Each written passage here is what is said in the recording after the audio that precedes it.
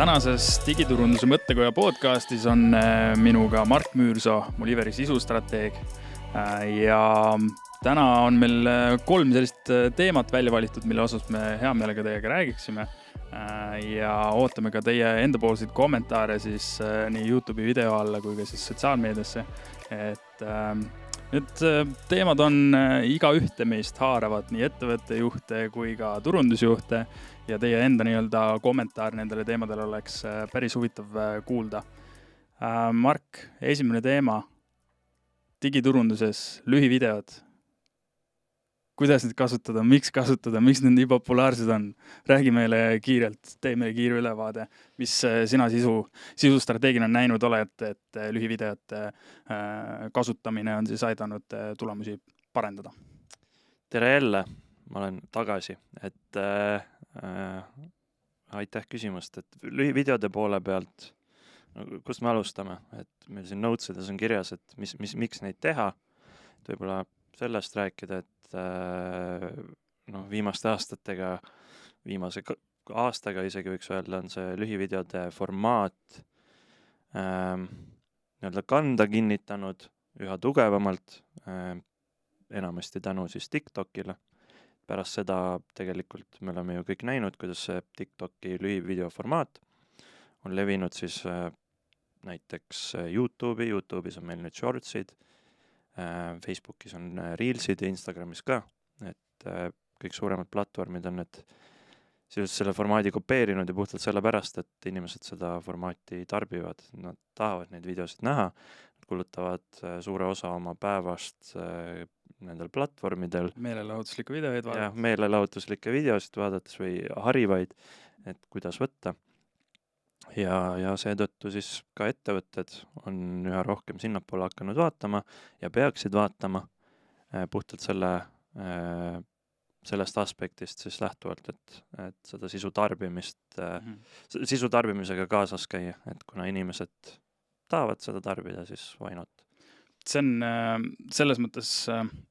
huvitav trend olnud, et kui TikTok oma lühivideotega tuli, siis kõik ütlesid, et mis need muusikavideotest ikka sinna sotsiaalmeediasse teha, et need ju ei toimi, need ei too mingisuguseid tulemusi. Ja täna, kui vaadata kõige levinumaid sisu tükke, mida siis inimesed sotsiaalmeedias kasutavad, siis tegelikult ongi lühivideod ja inimene jääbki sinna scrollima senikaua, kuni ta lõpuks vaatab, et on aeg magama minna, näiteks õhtul diivani peal vaatab seal teleka kõrval seda materjali. Ja see üleminek nende sotsiaalmeedia platvormide osas, et kõigepealt TikTokist, siis Instagrami, sealt Facebooki ja nii edasi. See tänase päeval on seal lühiformaat ju tegelikult ka Redditis olemas, on Snapchatis olemas ja kõikides teistes erinevates platvormides, et see üleminek selle lühivideo formaadiga teistesse kanalitesse on niivõrd nagu laiapõhjaline olnud, et selle ühe video ärategemisel sa praktiliselt saad kõik need erinevad sotsiaalmeediakanalid ära kaardistada, mida varasemalt ei saanud teha, sest et Twitteris ka jällegi seal on lühivideo formaat nüüd tekkinud on. Et sa Twitterisse teed oma threadi, sa seda sama threadi ei kasuta kuskil Facebookis, sest seal tekst enam ei levi nii hästi. LinkedInis sa saad seda sama teha, aga mida sa YouTube'is teed? YouTube'is sa ei saa seda niimoodi välja panna või esitleda, et siis selle lühivideote loomisel on ka nagu see distributsioon oluliselt laiemaks läinud. Kuidas sa hetkel erinevate projektide puhul näed see distributsiooni mõjutanud on lühivideote kasutusele võtmine? No ikka on mõjutanud. Selles suhtes, kui me vaatame orgaanilist, siis ilmselgelt see TikToki postitamine või lühivideote loomine, see on selline põhiline teema. Et saada see oma brändi teadlikkus välja esiteks, kui pidevalt olla silmis, siis lihtsalt brändina oled rohkem top of mind ka. See on kindlasti see peamine aspekt, mida vaadata lühivideote poole pealt. Ja rääkides distributsioonist, siis saab ju seda sama klippi või videot saab jagada igal poole mujale. Eesti mõistes võib-olla Facebook toimib tänase päevani väga hästi ja Instagram ka, et mõlemad platvormid tegelikult suruvad sind kasutama seda, et kui sa paned mõne nii-öelda square või nii-öelda ruuduformaadis video Facebooki või Instagrami, et siis ta ütleb, et teeme sellest Reelsi. Et come on, pane Reelsina ülesse. Come on, Simo, hakka lühivideoid kasutama. Ja hakka lühivideost kasutama, et lühivideoid, et seal on nii-öelda ka see aspekt, et platvormid ise tahavad,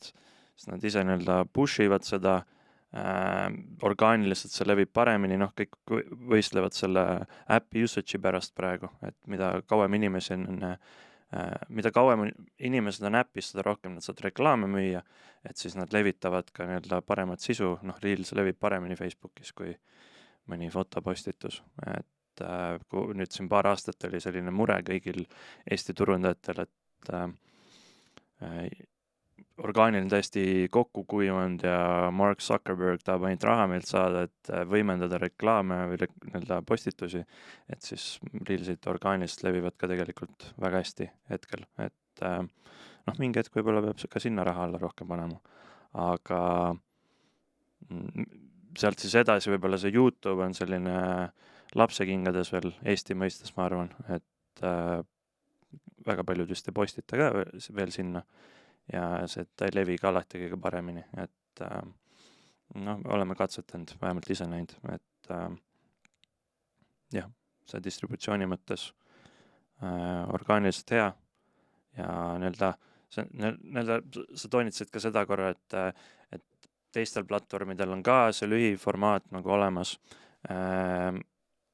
sellist nagu Reelsi või nii-öelda Shortsi või TikToki formaati otseselt võib-olla LinkedInis me ei näe, aga mis sinna on üle kandunud, on see mõtteviis, et näed, et kui ma teen mõne pikema sisutüki või pikema video näiteks, et siis ma lõikangi sealt mingi 30 sekundit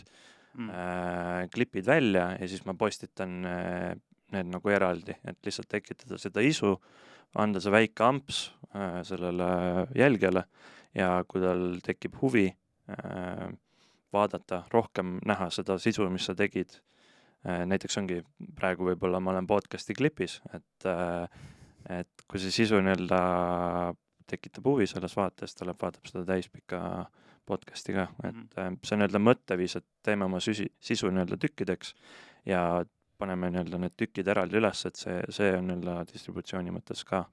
Tegelikult seda LinkedIni mõtet toetades, siis seda kasutatakse ühe sellise hoovana, et saab seda orgaanilist sisu ja seda orgaanilist sisuloomet efektiivsemalt teha ja nii-öelda järjepidevamalt, et ei ole seda, et sul on pikaajaliselt praktiliselt voog maas, sest sul ei ole mida postitada, aga sellest suurest pikast sisutükist sa saad midagi välja lõigata. See on õige, aga samas kasutatakse ka seda lühiformaati ja postitatakse neid samu videoid, mis on 15 kuni siis 60 sekundit pikad TikTokist üle sinna LinkedIni. Aga LinkedInis on jällegi see aspekt, et ta uudisvoos, ta ei mahu sinna raamidesse korralikult ära, see raamid on LinkedInis väiksemad, kui ta on näiteks TikTokis. Et siis see ebakõla selle postituse formaadi osas on niivõrd suur, et selle tarbimine on olnud võrdlemisi väike. Ja tegelikult LinkedInis algselt ju oli võimalik lisada neid stories'id ja kõike seda, aga miks see ära võeti, oli see, et inimesed ei olnud harjunud sellega, et see LinkedIni platvormil stories'id jagad või stories'id üldse vaatad. Et see oli teiste platvormide selline leivaisa seal. Et seepärast see nagu maha võeti, aga vaikselt nagu tundub, et see minek selle lühivideo formaadi peale LinkedInis hakkab jälle nagu aktiivsemaks minema. No jah, eks näha ole, et ma pigem arvan, et see Square formaat jääb LinkedIni alles. Suures pildis, kui vaadata kõiki neid platvorme, mis meil täna sotsiaalmeedia siis ampluaas on, siis väga palju erinevusi on. Et TikTokis jällegi ainult videod või siis ongi need slideshow'd pildideks. Et seal nagu tekstipostitust väga ei kohta või ei kohtagi. Et neid on ka tegelikult, saab seal mängida nende kirjeldustega ja nii edasi, aga et enamasti on ikka see kandev jõud selle video taga, aga LinkedInis jällegi võib-olla ma isegi võiks öelda, et need fotopostitused või tekstipostitused tänapäeval toimivad ka väga hästi. Et seda sisu luues tuleb nagu mõelda ka sellele distributsioonile, et ei ole lihtsalt, et teeme TikToki jaoks video, et kas me saame seda sisu nii-öelda siis paketeerida ümber ja siis muudes kanalites ka, et noh, et ei võtaks selle sama nii-öelda story formaadis oleva klipi ja siis läpiks seda nii-öelda sinna LinkedIni ja oleks, et näed, toimis ju seal, et proovime siin ka niipidi. No selle LinkedIni puhul seal see mindset on ka vähe teine, vaata, et seal see, miks see tekstipostitus seal toimib hästi, on ka see, et inimene lähebki sinna selle mindsetiga, et ma nüüd tahangi teada saada, mis keegi teine mõtleb selles sektoris või mis nii-öelda parimaid praktikaid kasutatakse või mis on teiste kogemus. Et seda nii-öelda mindseti sa, ma ei tea, teiste platvormide puhul nii väga ei näe. Okei, Facebookis sa võtad Facebooki grupi lahti seal, ma ei tea, internetiturunduse grupi, loed sealt materjali, aga see ei ole nii, et ma lähen nüüd LinkedIn'i ja siis ma ootan sealt meelelahutuslikke videoid või TikTokis, et ma nüüd ootan väga sellist B2B sisu, mida rakendada enda äri nii-öelda efektiivsemaks muutmisel näiteks. Et see mindset on nagu oluliselt teine, et sealt see erisus tuleb. Aga samas distributsiooni mõttes orgaaniliseks, aga Facebook, Instagram, meta-ajatside puhul sa saad Reelse kasutada täna. Et me oleme ka näinud, et seal see ju tegelikult toimib. Et selle aspekti puhul tasulise reklaami sisu loomine on ka jällegi mugavamaks või nii-öelda lihtsamaks tehtud. Et sa täpselt seda sama sisu, mis sa näiteks TikTokis orgaaniliselt jagad, sa ei peagi seda võib-olla orgaaniliselt Facebooki jagama, pane see lihtsalt ühe sisutükina endal sinna tasulise reklaami strateegiasse ja asjad hakkavad juhtuma. Ja ma nii väga ei keskenduks sellele formaadile võib-olla tasulise reklaami puhul, et meil on nüüd ilmtingimata vaja neid lühivideosid või Reelse sinna, et Taavi ja Mark nüüd ütles, et pange Reelse reklaamina jooksma, et siis on väga hea, et ma arvan, seal kehtib see sama põhimõte, et sisuga tuleb enne ära testida, kui resoneerub, siis võimenda, et tasuline reklaam on pigem see võimendaja või võimendi roll, et kui orgaaniliselt sinu see lühivideo siis läheb peale, et why not, pane tasulise reklaami nii-öelda vannelisse või boost või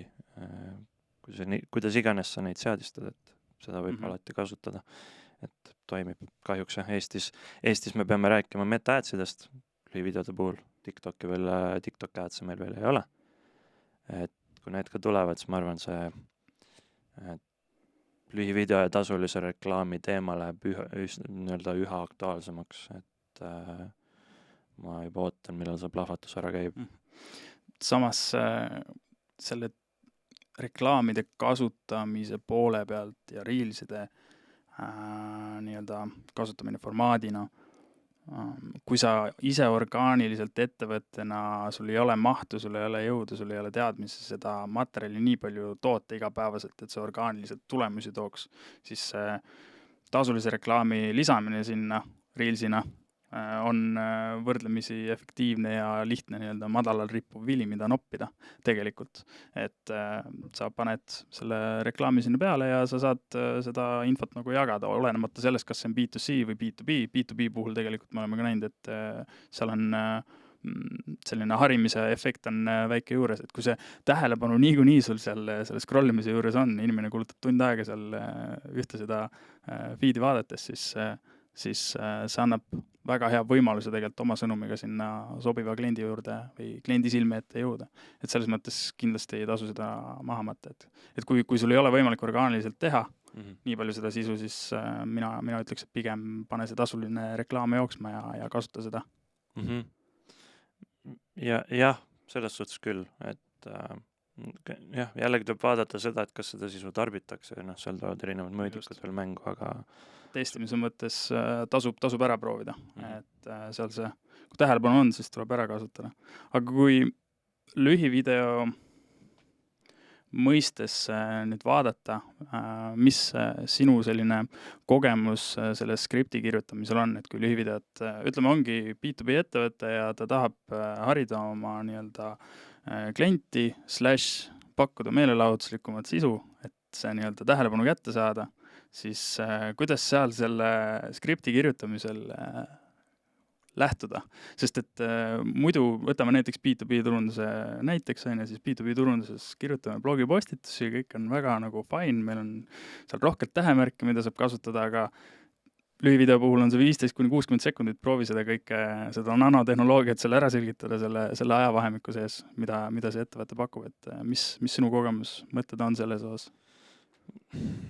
Kehtib sama reegel nagu ülejäänud turunduse osas, et tabavalt ja lühidalt, et see nii-öelda tuumikmõte või see põhimõte, mis sa tahad anda edasi, see emotsionaalne väärtus, see peaks sealt välja tulema, kui sa teed mingit nii-öelda tootepõhist sisu. Aga täna me teame, et TikTokis ei tohiks nii väga endast kogu aeg rääkida, et meie, vaid see peabki olema nii-öelda enda kliendi vaatepunktist, et tal on mingid valud, et kuidas su ettevõte neid valust lahendab ja nii edasi, et seal tuleb jälle see teadlikkuse astmete käsitlusmängu, et seda tuleb nii-öelda ka sisse arvestada, et mis ma selle all mõtlen, on see, et teada, et kui palju täna turul olevatest inimestest üldse teab sinu lahenduse kohta, mõtlen lahenduse kohta kui siis tootekategooria, et meie mõistes siis näiteks, kui paljud inimesed teavad üldse, mida teeb digiturandusagentuur, võiks öelda, et enamus ettevõtjad teab, et siis nüüd ongi küsimus pigem selles, et me peame pigem rääkima siis enda nagu tootest, et Muliveri digiturandusagentuurist. Et aga selle puhul on jällegi vaja teada, et kui sa oled B2B ettevõte, siis võib-olla sul on selline tootekategooria, mis ei ole võib-olla nii küps, kui on digiturandusagentuurid või digiturundus, et kõik seda tuleb nii-öelda arvesse võtta sisuloomel. Ja siis skripti nii-öelda kirjapanekul ka, et sa ei räägikski nendest rasketest, keerulistest terminitest või kohversõnadest, millest keegi aru ei saa, et see tuleb hästi nii-öelda tabavalt lühidalt selles mõttes, et jah, minutiga, et minut ei tohiks olla nüüd jällegi mingine mõõdupuu, et kõik videod peavad alla minuti olema, vaid lihtsalt see minuti sees nagu orienteeruda ja see annab siis sellele vaatajale sellise esimese tunde või sellise esimese emotsiooni või tekib selline esimene isu, et ta tulebki ja hakkab siis seda blogipostitust, nagu sa ütlesid, lugema või uurib ise lisaks, et tal peab tekkima see huvi, et või video eesmärk, ma arvan, hetkel ongi see sisseviskamisefekt praktiliselt. Ja, et sa viskad ta sinna teemasse sisse, et tekiks äratundmine, et jaa, mul on see probleem ja siis ta uurib lisaks, et on tõesti lahendusi ja siis äkki loodetavasti mingi hetk ka jõuab, et jaa, et sinu ettevõte on see, kes kõige õigem lahendus minu selle probleemi jaoks. Et jah, erinevad nii-öelda teadlikkusastmed, erinev sisu, et kord räägime probleemist, kord sellest kategooriast, kord tootest ja siis võib-olla selline tugevama call to action'iga video ka, et kui sul on mingi pakkumine või mingine teadane, et meil on uus toode või teenus või et see ma arvan toimib ka, et võib-olla ta ei saa nii palju vaatamisi, et jällegi, kas vaatamine on peamine mõõdik, ma arvan, et ei ole. Seal see punkt, mis sa välja tõid, et näiteks tugevad call to action'id kasutada, et seal võib-olla mitte esialgu seda orgaanilise puhul kasutada, vaid just selle tasulise reklaami puhul on ju, et sa saad ju retargeting reklaami, ma ei tea, kas või metas teha on ja sa näitadki neid tugeva call to action'iga reelse ainult sellele kliendile, kes on su kodulehel mingit konkreetset lehte vaadanud või ma ei tea, alamkategooriat vaadanud, et sa tugevat call to action'ite taha sellele esilehe külastajale seal alati pakkuda on ju, et siis vastavalt sellele saad ka neid reelse luua ja siduda selle tasulise reklaamistrateegiaga ära. Aga kui mõelda, et lühivideo on pigem siuke sisseviska ja siis ka see teema käsitlus, nagu sa ütlesid, see peab ikka võrdlemisi lihtne olema, et see ei saa olla nii, et sa panedki need kohverisõnad sinna sisse ja siis su skript koosnebki ainult sellest, sest lõppkokkuvõttes sa ju näed ära seal, ma ei tea, TikTokis näiteks, et sul video retention, kui palju inimene vaatas, mitu sekundit ta vaatas ja kus see nii-öelda ärakukkumine tuli on ju. Et see on võrdlemisi selline karm, aga õiglane see vaataja retention, et see annab sulle kohe väga hea tagasiside, kui hästi see video nagu ülesehituse poole pealt toiminud on. Mis meie enda sellised suurimad tähelepanekud olnud on nende skriptide ja videote loomisel, kus sa näed, et see selline oleks mõistlik võib-olla arvesse võtta skripti loomisel, et mingid kindlad näpunäited võib-olla kellegile ette anda, kui esimest korda hakkavad lühivideo skripte looma. Jaa, see on tegelikult hästi palju õppetunde, et me oleme nüüd kuskil, ma ei tea, üle poole aasta vist teinud TikToki videosid Taavi Alpu konto alt, et kõigil, kes huvi on, minge vaadake, mis videod seal vastu vaatavad, et me oleme nii-öelda sellest protsessist õppinud nii-öelda enda siis teenuse pakkumise jaoks. Et ma arvan,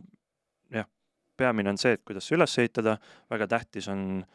nii-öelda algus, need esimesed 3 sekundit, kus inimene scrollib ja siis sinu video hüppab ette, et kuidas selle 3 sekundiga see nii-öelda video maha müüa talle, et kuule, vaata ikka nagu lõpuni. Et siis peabki nii-öelda su hook, see konks või siis see nii-öelda lubadus seal alguses olema, et mida see vaataja sellest videost saab, et kas siis klassikaline see, et see küsimuse formaadis üles seada, nagu meie oleme seda kasutanud. Kas teadsid, et? See on üks variant või siis teagi mingi tugev väide ja siis selle peale üles ehitada, et kui see pakub piisavalt huvi inimesele, siis ta vaatab edasi, ta tahabki saada sellele, kas teadsid, et küsimusele vastust ja siis video jooksul peab seda teemat üles ehitama, pildima seda story't sinna ümber, et enda näite pealt tuues ongi see, et meil on näiteks mingid turundus case study'd, sellised näited, kus mõni ettevõte on väga hästi teinud kas mõne kampaania või toote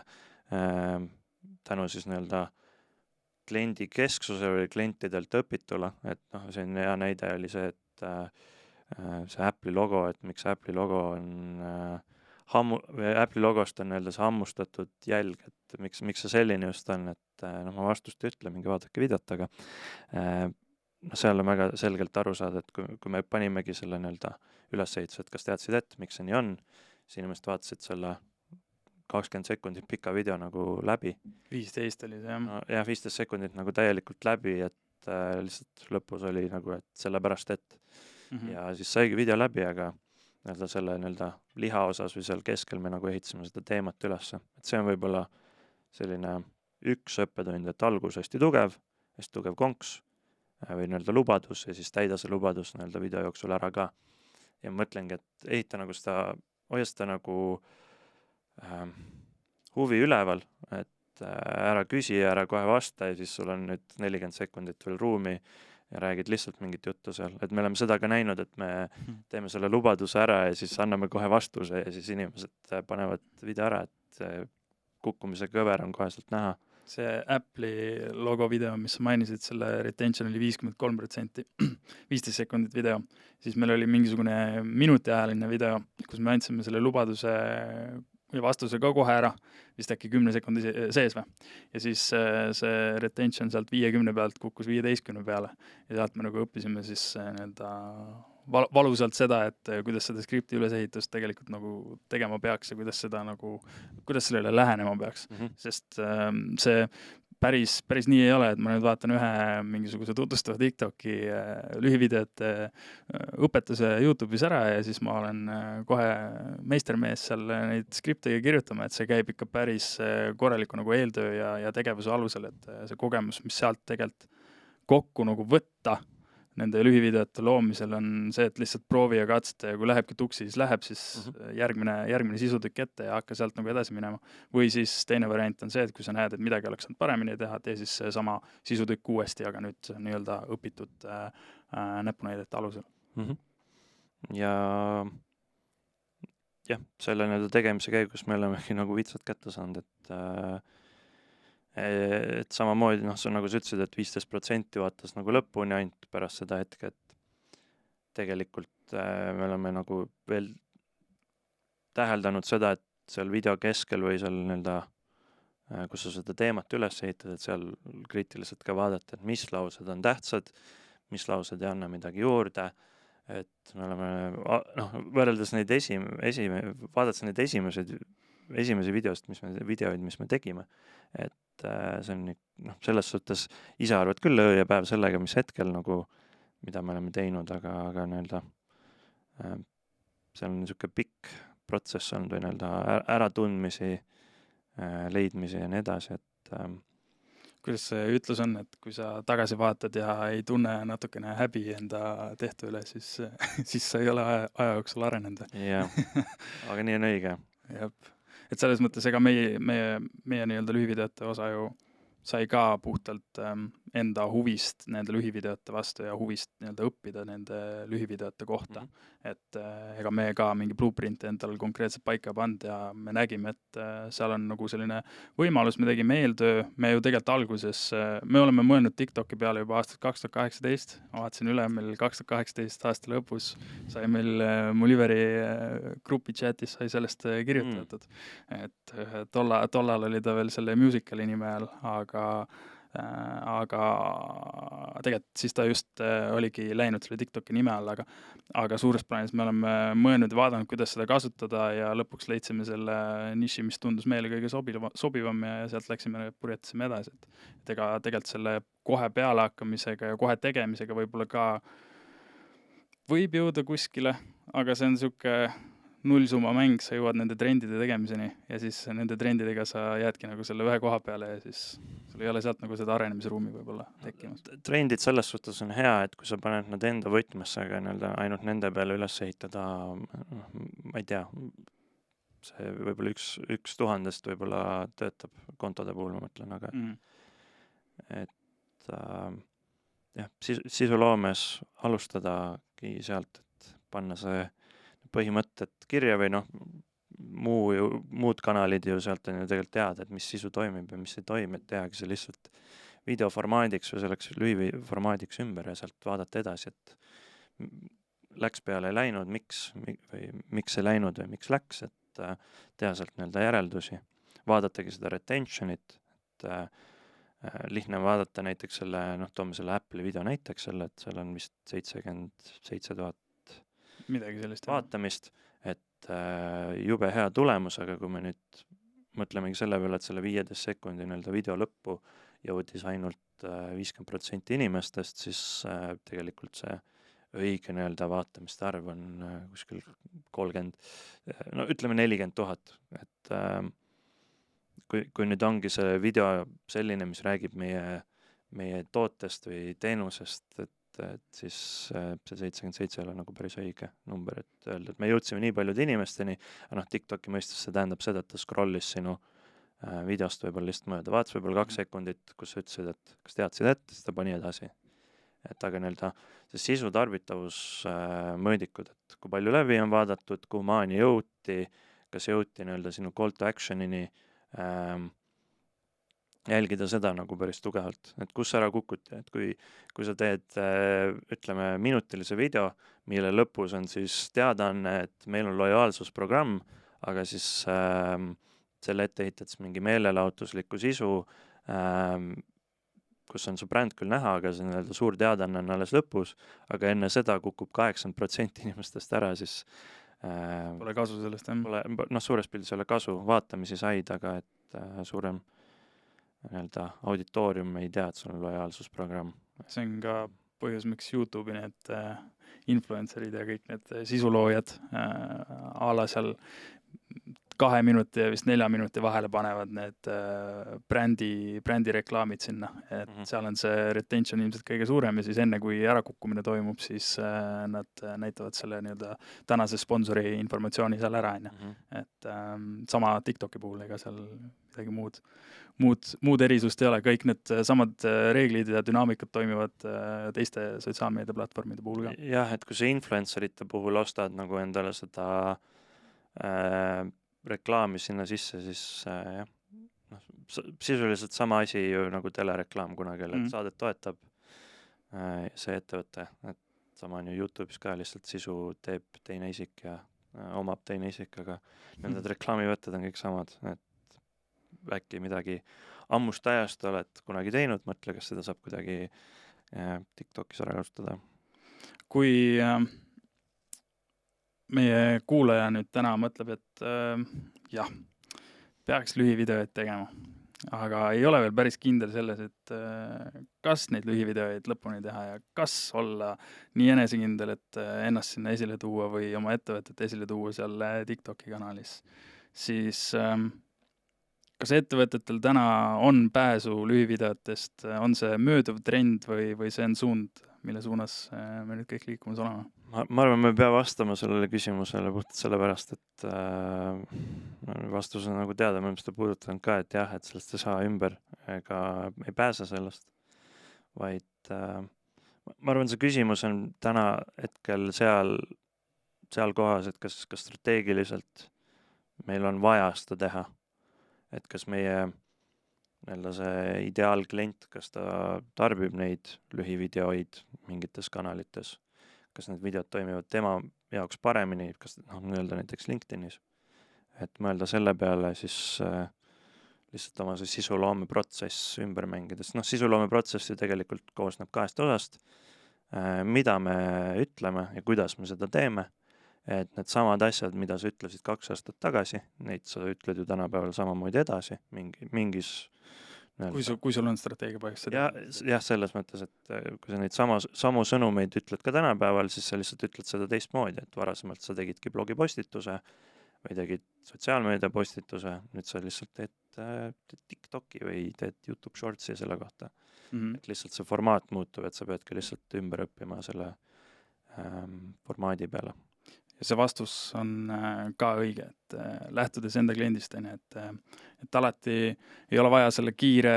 ühesõnaga selle rongi peale hüpata, et kui see tundub, et sul täna ei ole nagu õige aeg seda teha, siis meie soovitus on, et ära pigem tee, et mõtle selle peale, tee see eeltöö kõigepealt, proovi mõista selle kliendi nii-öelda tarbimiskäitumist seal digikanalis ka, kas ta üldse kasutab seda ja kui ta kasutab, siis millises formaadis sa seda või millises stiilis sa seda tegema peaksid, et see ilmselt selle lühivideo või üldse videote loomise vajalikkus, see nagu ära ei kao, sest kogu see sotsiaalmeedia liigub selle poole ja meie enda nii-öelda tarbimisharjumused liiguvad ka sinna poole. Et nagu öeldakse, siis video is king, et see reegel ilmselt jääb kehtima ka ja ühel hetkel on vaja see nagu shift teha, aga kui sul täna ikka on töölaud neid põhitegevusi nagu põhitegevuste tulekahjude kustutamist on nagu väga palju, siis ei ole mõtet endale uut asja laua peale võtta ja seda ka nagu poolikult teha, et pigem see nii-öelda tagala korda ajada endal, kui kindlustunne olemas on, siis võtta need lühivideod ette ja nende alusel nagu toimetama hakata. Ma jah, nõustun sellega, et lisamõte võib-olla siin veel lõpetuseks selles osas, et mis eesmärki ta täidab ka, et kui sul on vaja seda brändi teadlikkust kuskilt juurde saades, võib-olla tasub nagu teha, kui sa pigem tahad klienti harida, siis tasub ka teha, aga lihtsalt kuhu sa selle postitad või nüüd alguses rääkisime, et kas on orgaaniline või tasuline reklaam, et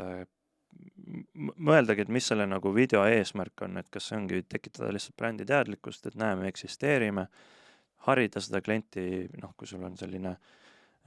otsustusprotsessi mõttes võib-olla pikem,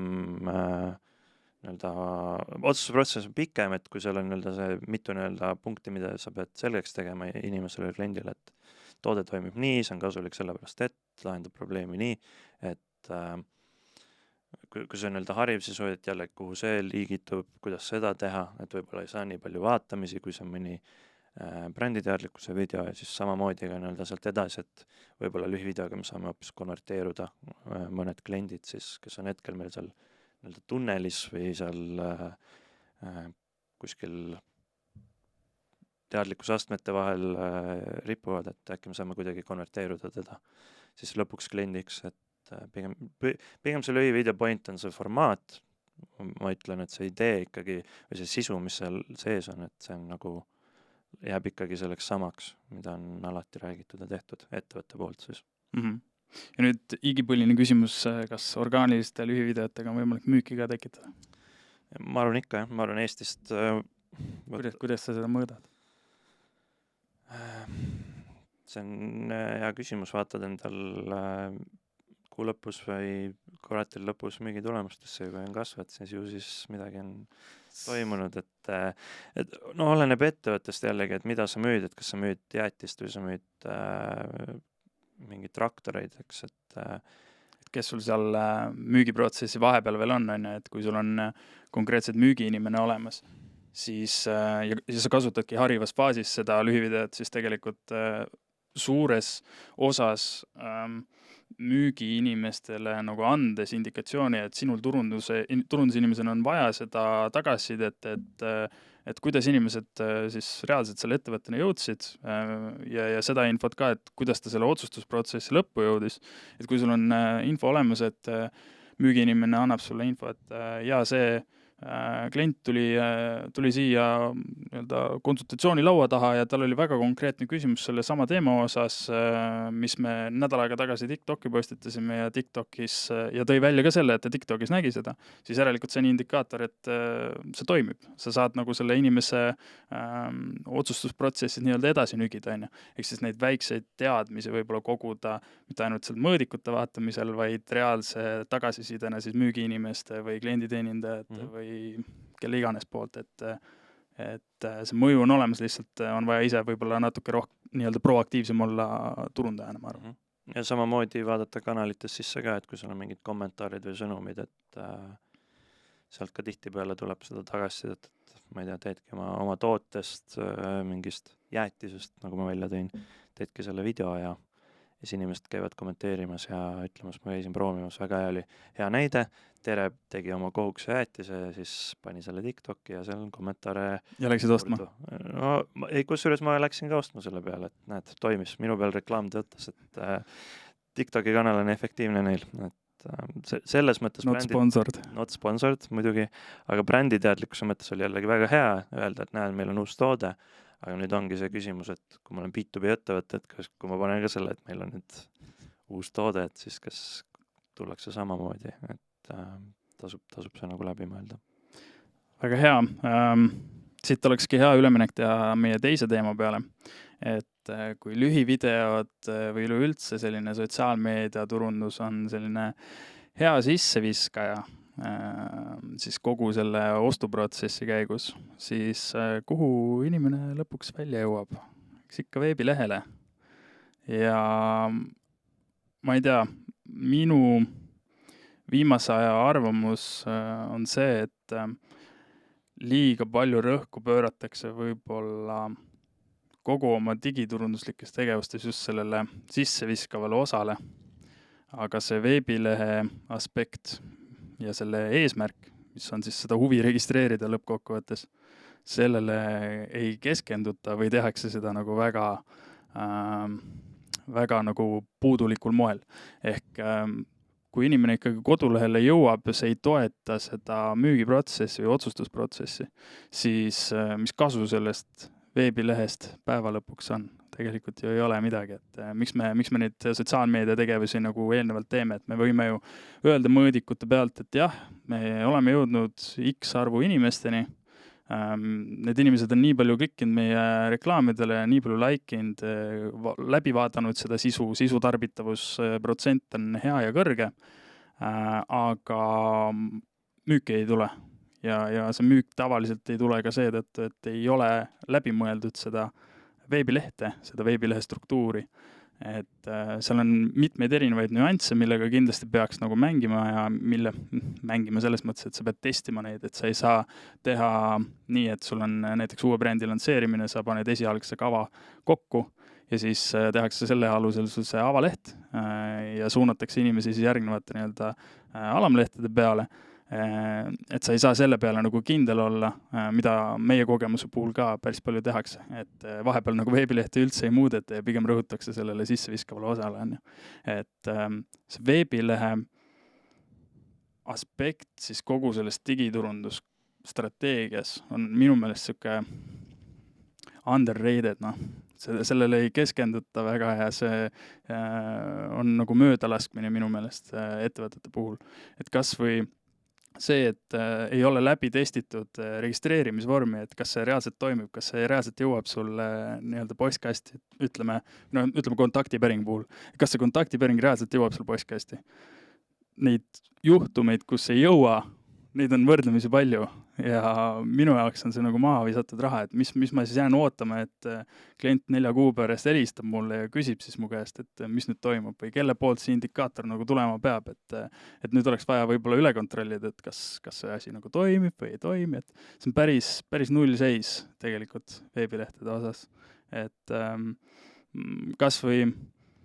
teen nüüd väikse siukse oma mono etteaste siin, aga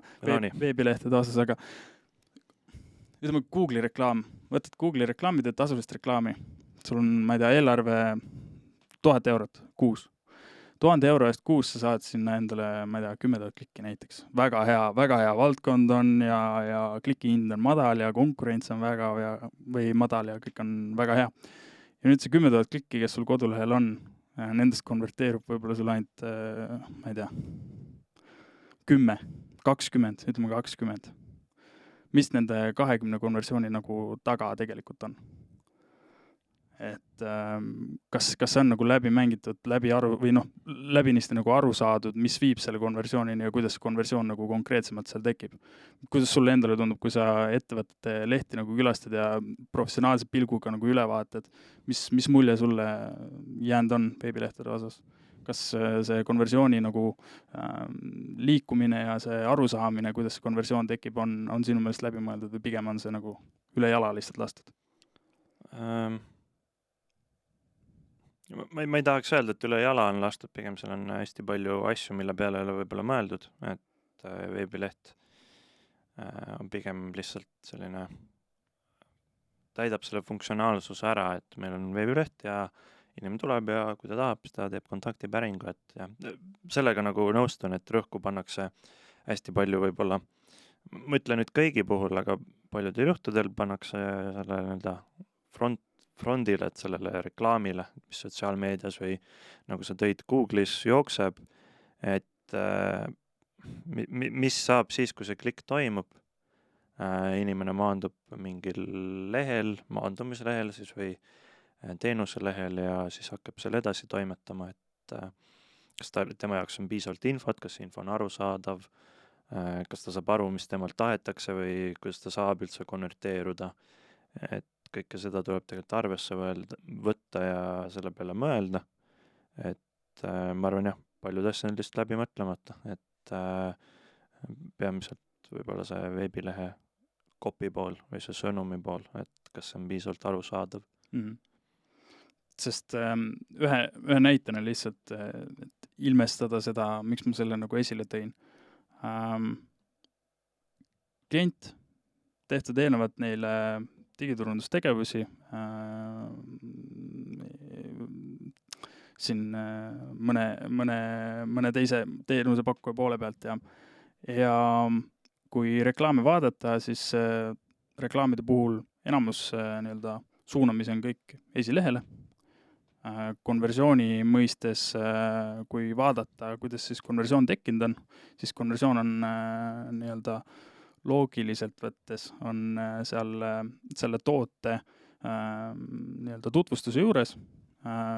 ja sinna nagu süvenemata sa võib-olla mõtledki, et ma saadan lihtsalt inimesed kodulehele ja küll nad ise leiavad selle tee selle konversioonini. Aga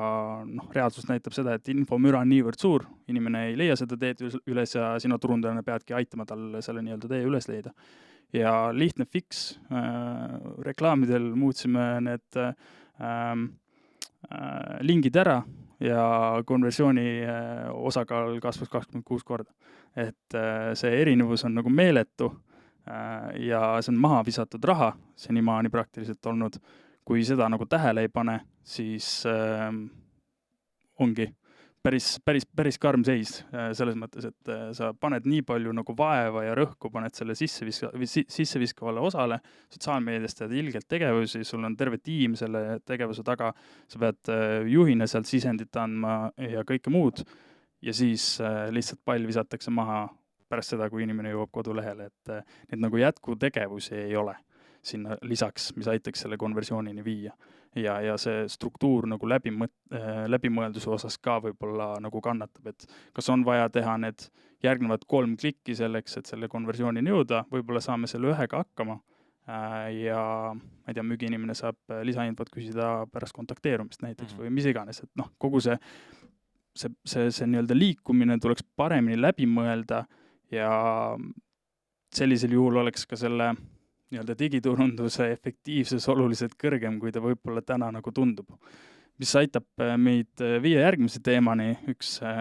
huvitav lõim, mis siin sotsiaalmeediagrupis tekkis. Et kas digiturundus või üldse turundus toob müüki ja kui palju see müüki toob. Et ühesõnaga küsiti siis postituses seda, et ma olen nüüd erinevate freelancerite ja agentuuride käest pakkumisi võtnud, et mis varieeruvad 250 eurost kuni 2500 euroni, aga keegi ei garanteeri mulle, et ma saan X arv müüke. Et seda ei saagi garanteerida. See ei käi nii, et ma garanteerin sulle, et sa saad sellise arvu müüke, sest et seal on nii palju erinevaid aspekte, mille osas ma ei saa sulle nagu kindlalt väita, et jah, selline tulemus tuleb sul pärast seda, kui me neid tegevusi teeme. Ja samamoodi ka see, et kui sa oled turundaja, siis kui palju see klient nagu ise arvesse võtab neid näpunäiteid või ettepanekuid ka, nagu näiteks ka selle veebilehe konversiooni osas on, et kuidas see klient sealt veebilehe avalehelt siis lõpuks selle müügini jõuab, kui sealt nagu arvesse ei võeta turundaja ettepanekuid, siis on väga suur tõenäosus, et sealt ei pruugigi seda müüki tulla, et kuskil nagu see pall visatakse maha. Et selle lõime osas samamoodi seal tuli välja häid kommentaare, rõhuti turunduse nagu põhitõdedele, et turunduse alla käib ka müük ja need kaks käivadki käsikäes, aga see ei ole nii-öelda keegi ei oma seda kristallkuuli, et välja öelda, et ma tean nende tegevustega, me saame kindlalt selle summa nagu arvu müüke. See on pigem nagu red flag mulle endale tundub, kui keegi peaks sedasi väitma. Jaa, hea, et sa selle lõime välja tõid, et tegelikult me nägime seda vist eile, et huvitav diskussioon selles mõttes, et see sotsiaalmeediagrupis Facebookis siis on vahepeal selliseid diskussioone veel olnud, et jällegi hea teema ka, turundus, kas nii-öelda müük on osa turundusest või turundus osa müügist või kuidas need käivad, et see nii-öelda diskuteerimine tegelikult andis sellise pildi ette, mida enamasti arvatakse. Tore oli näha, et enamasti ikkagi arvatakse, et turunduse müük peaks käima ühte kinga, et noh jah, jällegi küsimus on selles, et kuidas see infovahetus toimub, et turundus peab siis saama müügilt piisavalt infot, et parandada siis oma tegevusi, et kui müük ütlebki, et näed, kliendid küsivad neid küsimusi, siis turundus peab seda adresseerima, kas tootma sisu või panemagi kodulehele selle, nii-öelda kodulehel selle juba ära selgitama, et kui inimene sinna maandub, ta saab kohe aru, või siis müük ütleb, et näed, need tooteomadused ei huvita mitte kedagi, peamine on see, noh, tegelikult see peab juba ammu sisse kodeeritud olema, aga noh, müük saab sisuliselt anda sellist väärtuslikku infot turundusele, mis aitab siis turundusel teha selle sihtimise paremaks või siis selle sisu,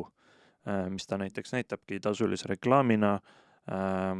siis seda nii-öelda optimeerida ja siis see toob ka sellist asjalikumat klientuuri sinna maandumislehele ja nii-öelda seda klientuuri, kelle jaoks nii-öelda see sõnum ka resoneerub või kes läheb paremini kokku selle tootega, et siin on ka üks asi, mida ma olen märganud võib-olla on see, et reklaamil on üks sõnastus ja kui sa sinna reklaami peale klikid, siis maandumisel on täiesti teine sõnastus. Sa mõtledki, et aga need on kaks erinevat asja ja sa üritad seda puslet nagu kokku panna, et mis siis nagu, noh, ma reageerisin ju reklaamis sellele, et miks te mulle näitate seda, kas ma olen valel lehel, noh, tegelikult lihtsalt nad on tahtnud öelda mitut asja korraga või sama asja erinevat moel. Et ei ole nagu seda kokku pandud. Aga nii-öelda jah, see lõime nii-öelda teema läks sellega ka kokku, et suures pildis müük sõltub turundusest ja turundus sõltub müügist. Et mõlemad osakonnad peavad koostööd tegema, mitte see, et nüüd kuu lõpus on meil need koosolekud ja siis arutame, et meil on nii palju kliente tulnud näiteks, et kelle tegevuse kaudu. Et turundus on alati hea öelda, et aga tuli meie reklaami kaudu, et tuli meie tegevuste kaudu ja siis müük saab öelda, aga mina ju close isin, et kus see tõde siis on? Kuskil vahepeal. Tulebki selgust leida selles. Aga kogu selle teema osas, et turundus ja müük, mõlemad mängivad väga tähtsat rolli, aga neid ei saa eraldiseisvalt võtta, need toetavad teineteist ja igatepidi see omavaheline suhtlus on tähtis seal ja keegi peab nii-öelda selle reeglistiku paika panema, üldiselt siis turundaja poolt käib see, sest et turundaja loob selle kontakti müügiinimesele ja müügiinimene saab anda seda tagasisidet siis turundajale, et mis osas nagu võiks muuta ja kas need tänased põhisõnumid, mis on, resoneeruvad selle tarbija või kliendiga. Et selles osas ma olen nagu nõus, aga kogu see läbimõeldus selle veebilehe ja müügi osas, et kui digiturundaja põhieesmärk ongi see, et lihtsalt saada see klient sinna kodulehele ja sellega tema nagu vastutusala piirdub, siis midagi on nagu valesti, et siis tuleks mingi konkreetne otsus vastu võtta ja teha otsus selle poole pealt, et kuidas me seda aspekti nüüd muuta saaksime, et kodulehelt see müük ka toimuks, näiteks kui see on e-pood. Isegi kui see ei ole e-pood on see B2B teenuspakkuv ettevõte, siis ka seal kontaktipäringu puhul tuleb see läbi mõelda. Et ei oleks seda, et digiturundaja ainus eesmärk on sotsiaalmeedias sisu luua, mingid postitusi teha ja siis suunata inimesi kodulehele, vaid ka see lõpptulemus, see lõppmüük nagu sealt kätte saada. Ja kui see nagu omavahel kombineerida selle müügitiimiga, müügiinimeste nii-öelda know-how'ga, siis tegelikult on digiturundus reaalselt mõõdetav ja reaalselt nii-öelda prognoositav, kui palju sa sealt müüki saada võid. Aga seda, et sa konkreetselt nüüd ütled, et me teeme 74 000 eurot sul seal käivet selle lehe pealt igakuiselt, et noh, ma ei tea, minu jaoks tekitab see natuke vastakaid tundeid, et aga millegipärast on ju mul iga päev tuleb meil, et ühe lihtsa trikiga 2000 eurot lisakäivet, et paljud ju selles suhtes lubavad. I wish. Jah. I wish. Reaalselt, sest see on nagu kogu selle digiturunduse eesmärk on ju mõista seda klienti ja seda nii-öelda sektorit, kus sa nagu oled ja kui sa juba esimesel nii-öelda kohtumisel kliendile ka ütled seda, et jaa, ma saan sulle garanteerida, et me saame nii ja nii palju liidi ja me teame täpselt, mida me teame, sest see ei vasta tõele, sest sa ei tea sellest valdkonnast midagi. Kui sa ei ole selles valdkonnas varasemalt töötad, sa ei ole seda sama nii-öelda sektorit varasemalt teenindanud, kuidas sa saad väita, et jah, need tegevused täna nagu toimivad. Lõppkokkuvõttes on see, et need võib-olla see sama teema, mis me alguses rääkisime, et TikToki videod, need ei toimigi üldse. No, et siis tulebki leida lahendus, mis nagu toimib, aga see käib eeltöö käigus. Aga jah, mis mõttes see toimi jällegi, et siin on hästi palju agasid. Just. Aga see tuleb jälle kliendi intervjuudest ja kõik nii-öelda kliendi mõistmise poole pealt välja, et kas toimib või kuidas toimib. Ja, et selline klassikaline turundaja see lause või fraas, et it's complicated. Yeah. It depends. It depends, eks. Et lisades siia ka nii-öelda selle kommentaari, et seal lõimes räägiti ka sellest, et jah, et müük on nii-öelda osa sellest turundustegevusest, aga tegelikult on ikkagi peamine turunduse eesmärk on bränditeadlikkuse kasvatamine, sotsiaalmeedias on kõik need sotsiaalmeedia mõõdikud ja see on ju tegelikult peamine, et ma natuke vaidleks seal nendele kommentaaridele veidi vastu, et jah, selles mõttes on need sotsiaalmeedia mõõdikud tähtsad, aga need on võib-olla selle esimeses astmes selle teadlikkuse tekitamise poole pealt, et kui palju inimesi üldse meie reklaame nägi ja kui palju nendele peale klikkisid, et see nii-öelda click-through rate'i mõõtmine ja videode puhul me juba rääkisime, et kui me paneme video jooksma, et kui palju see üldse läbi vaadatakse või kui palju jõutakse poole peale näiteks, et need mõõdikud on muidugi tähtsad, et see sisutarbituse poole pealt või leviku poole pealt, aga jällegi, et kui inimene nüüd tuleb veebilehele, siis me peame ka seal vaatama, mida ta teeb, kuidas ta tarbib, kaua ta on, kõik need mõõdikud. See on ka osa tegelikult turunduse nii-öelda mõõtmisest. Ja siis ongi tegelikult, et siis sealt edasi see, et kui paljud need inimesed siis konverteerusid, mis nende nii-öelda konverteerumiste siis nii-öelda väärtus on, kas seal on rahaline väärtus, prognoositav või mitte, et kas see on kohe küljes või on see nii-öelda jah, et kui ma olen turundaja, kes turundab e-poodi, siis ilmselgelt ma saan öelda, et näed, minu tegevuste kaudu tuli nii palju käivet, kui ma olen näiteks mingine B2B ettevõte, siis ma ei saa seda võib-olla kohe öelda, aga me saame hinnata seda kvaliteeti, et hea näide jällegi, paneme sellise laia reklaami jooksma. Enda kogemusest meil on niisugune näide, kus klient tahtis üle Euroopa turundada ennast eksportturgudele ja lihtsalt reklaamidega oli eesmärk siis saada võimalikult paljude inimesteni. Ja noh, see tõi liide ka, liidid kasvasid jõudsalt, aga kui sinna nüüd vaadata nagu sinna kapoti alla, et mis nende liidide selline väärtus on või kas nad on üldse väärtuslikud, kvaliteet siis, et siis ei olnud väga hea, need olidki niisugused niisama tüübid, kes tulid lihtsalt vett katsuma ja küsima ja võib-olla need küsimused ei olnud kõige asjalikumadki, et saatsid lihtsalt mingid liide, konverteerus väga vähe nendest või nii-öelda tehinguks läks väga vähese nii-öelda selle auditooriumiga sealt ja tegelikult kui teha seda sihitumalt, tuleb küll liide võib-olla 10 korda vähem, aga see liidi kvaliteet on jällegi palju parem, tuleb asjalikum inimene. Numbrid on võib-olla punases ja üliväiksed, aga sinu müügimeeskond või nii-öelda see client support süsteem ka seal taga peab vähem tegelema nendega, et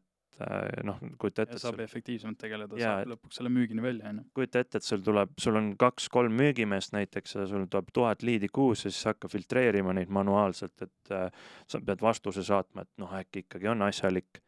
ja siis ta ei vasta sulle või ta ajab lihtsalt mingit jama sulle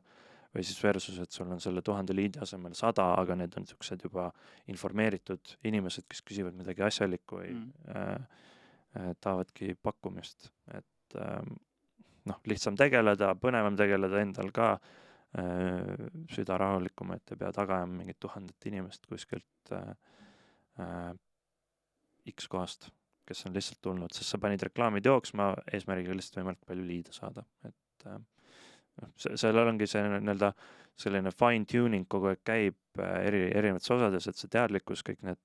reach'id ja impressionid ja kõik see pool, noh, oleneb, mis su eesmärgid muidugi on, siis on see sisu tarbitavuse pool, et kui paljud inimesed üldse sinu seda sisu tarbivad, et kui kaugel nad vaatavad videot, kui palju nad läbi vaatavad, kui palju nad klikivad näiteks, noh, teemegi blogipostituse peale reklaami, kui paljud tulid blogipostitust lugema ja siis vaatad edasi, kui palju aega veedeti blogipostituse peal, kas mindigi edasi ja nii edasi, et noh, need teekonnad on erinevad ja siis sealt edasi sa vaatad, et mõõdad seda, et kui palju on siis nii-öelda reklaamide kaudu hiljem siis konverteerutud, et noh, seal on ka, me oleme seda mitu korda võib-olla juba toonitanud varasemast, kui me rääkisime võib-olla selles podcasti osas, et kuidas seda mõõta, et pane endal kontaktivormi see, kust tulid või müügimehed küsivad, et uurivad seda järgi, et jah, selle nii-öelda suure lõime selliseks kommentaariks võib-olla jah, et turundus ja müük käivad kokku ja lihtsalt ise tuleb turundajana rohkem vaeva näha, et need kaks nagu tervet seda otsustusprotsessi tuleks mõõta, et ei tohiks ainult bränditeadlikkust vaadata, et mul oli nüüd 1 300 000 impressionit Meta Adsis, et ja eelmine kuu oli miljon ainult, et nüüd on 300 000 tükki rohkem, et väga hästi läheb. Ei pruugi alati nii olla. Yeah.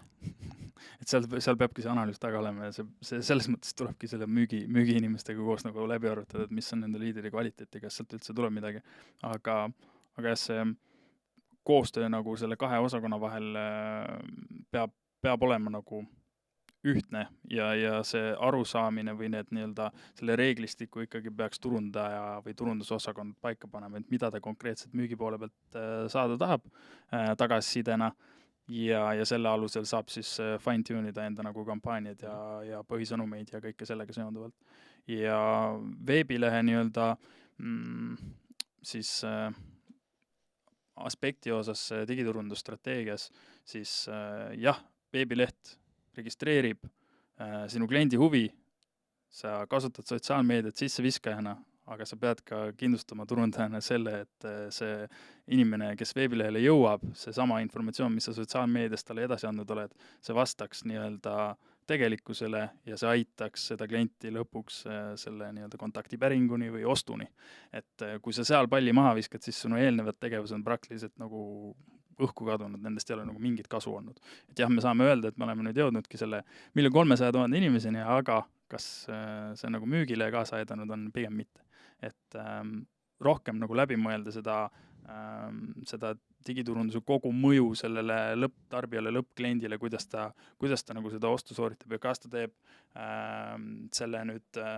ostuotsuse läbi selle, et tal on täna see aktiivne vajadus ja ta läheb Google'isse, otsib sealt, kuidas siis ta nagu see otsustusprotsess välja näeb ja kogu see nii-öelda toimetamine seal veebilehel või ta on sotsiaalmeedia kaudu siis läbi aja nii-öelda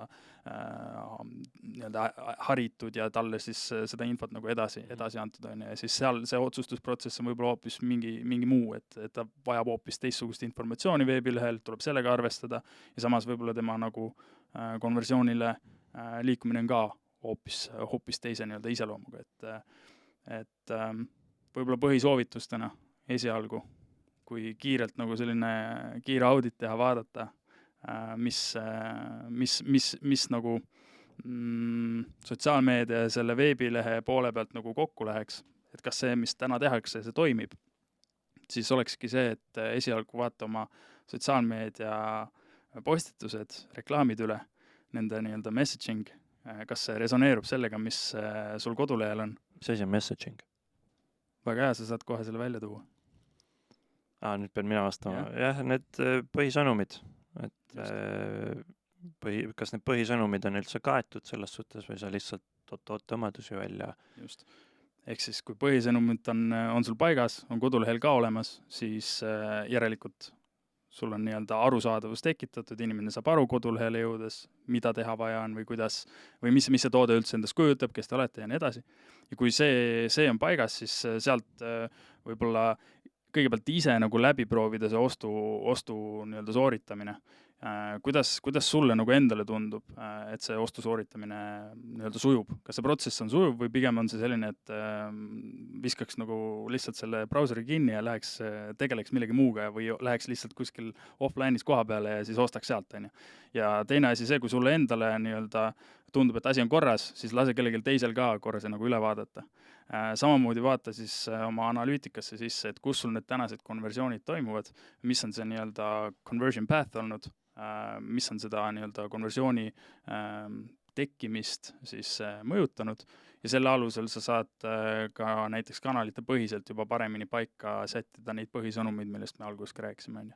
Ja vaadata seda, et mis on mõjutanud siis sul selle konversioonini jõudmist. Ja lisaks siis ka nii-öelda 4. aspektina,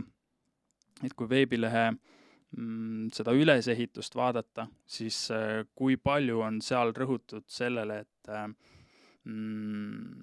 et millisele tegevusele siis lõpuks seda klienti nii-öelda nügitakse või suunatakse. Et kui sul on liiga palju neid erinevaid call to action'id seal veebilehe peal. Või neid nuppe sõnaga, neid orange nuppe. Et siis sa lihtsalt kahadki ära seal kliendina, sa jäädki seda uut infot vaatama ja siis hakkab esi üle keema sul ja siis on vaja sellega tegelema minna ja lõpuks ei teegi seda ostorääne. Et ka selle peale rohkem rõhku pöörata ja testida neid erinevaid nii-öelda sektsioone ka veebilehel, kas siis, ma ei tea, esilehel või alamlehel, et need veebilehe sektsioonid oleksid siis valupunktidele rõhuvad. Need samad valupunktid, mis sa sotsiaalmeedias välja tood, mis sa podcastis räägid, et vaadata seda nii-öelda liikuvust seal kodulehel ka, et kui sul, ma ei tea, heatmapiga sa näed juba ära Hotjaris näiteks, et sul inimene jõuabki ainult teise sektsioonini ja siis pärast seda on 25% külastajatest alles nagu alles jäänud, siis see on sinu jaoks nagu probleem, sest et sinu call to action võib-olla on seal 75% peal lehe nii-öelda pikkusest. Ehk siis klient jälle ei liigu edasi sealt kuskile, et tuleb ka nagu detailsemalt läbi vaadata need aspektid, et me võime nagu rääkida küll, et jah, pane enda ICP paika ja räägi nendest erinevatest töödest, mida see klient tahab ära teha ja mis on need lõpptulemused, milleni ta jõuda tahab. Aga kui see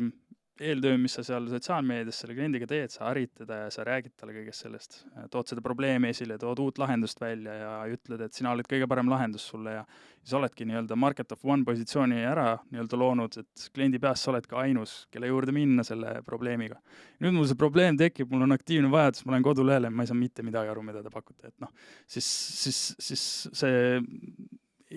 turundus ei too lihtsalt mingisugust tulemust. Et lihtsalt väiksed sellised nüansid, mille peale võib-olla mõelda, kui esialgu see digiturundusstrateegiaga nagu ettevõtte, et mitte keskenduda ainult nendele kanalitele, vaid ka sellele, et kus see reaalne nii-öelda huvi ära registreeritud ja mis on selle huvi registreerimise taga nagu reaalselt. Et kuidas sa tahad, et see huvi ära registreeritakse. Ja kuidas sa kõike seda nagu mõõdad, et rohkem nagu sinna süveneda on minu nagu soovitus selle pika monoloogi lõpuks. On sul veel veebilehe osas midagi välja tuua? Ma arvan, kõik sai kaetud, et põhipunktid. Ma arvan, et ei tohiks mõelda ainult sotsiaalmeedia peale, aga mis siis pärast seda klikki nagu toimub, et vaadata see kasutajakogemus ka üle. Just. Aga selge, selle tänase podcasti siis võtaks kokku sõnadega, et sotsiaalmeedia aitab sul tekitada siis huvi, kasuta seda sellise sisseviskava aspektina digiturundusstrateegias. Aga kindlasti digiturundusstrateegias mõtle ka veebilehele, mõtle sellele, kuidas huvi ära registreerida ja proovi seda protsessi paremaks muuta. Et need ülejäänud turundustegevused, mis on seda huvi ja nõudlust aidanud sul luua, et seda siis nõudlust reaalselt müügiks konverteerida veebilehe kaudu ka ja siis on äkki sotsiaalmeedia turunduse grupis vähem selliseid küsimusi, et kas turundus ja müük jäävad kokku ja kas turundaja peaks müügi osas ka natukene vaeva nägema. Jah, et kui sa oled turundusinimene, sa armasta oma kolleege müügiosakonnast ja kui sa oled müügimees, sa armasta oma kolleege turundusosakonnast ja siis elavadki kõik õnnelikult üle lõpuni. Ja hari oma klienti ka selles mõttes, et räägi kliendile, mis sa lõpuks nagu teed. Et seal lõimes tegelikult oli hästi välja ka see, et see klient oli ise pannud sinu küsimuse ka, et mida ma siis selle raha eest nagu saan. Et see 250 kuni 2500 eurot, et see on kuu maksumus, mis ma selle raha eest saan. Ehk siis osati näitab ka seda, et turundaja ei ole ise nagu vaeva näinud selles osas, et kliendile selgeks teha, mida ta siis lõpuks selle raha eest saab. Yeah. Väike red flag. Aga selle toreda mõttevälgatusega tänaseks lõpetame. Mina olen Taavi Altpuu, Mark Müürsa, Oliveri sisustrateeg ühines minuga täna jälle ja kohtume juba järgmises podcasti osas. Nägemist.